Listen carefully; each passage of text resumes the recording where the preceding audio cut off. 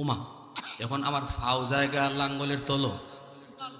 খালি ফাও একটু পরেই দিকে আমার নখ গেছিল গিয়া আমার মামা এখন মামা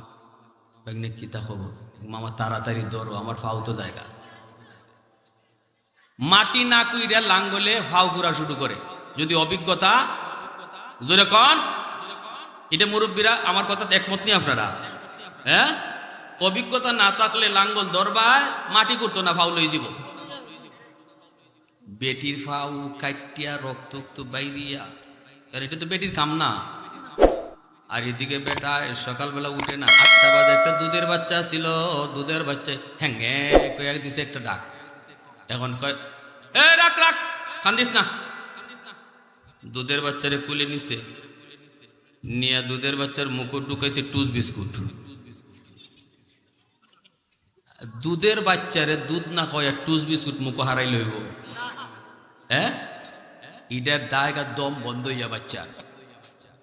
7 বছরের একটা বাচ্চা ছিল ইডো ঘুম থেকে উঠিছে উঠতে কয় আম্মা বেটা কয় আম্মা কইস না আব্বা কো সারা জীবন বহু আম্মা কইস এই বাচ্চা গেছি ডরাই কিতাবে এটা আবার আজকে করতে গাইল আব্বা আব্বা কয় আব্বা কো আম্মা না কয় কি তৈছে কয় আঁকতাম কয় রাখ রাখ রাখ রাখ বাবা রাখ রাখ রাখ রাগ কইতে কি দেহে বিছনাথ দেখো নারা দো নারা দো নারা দো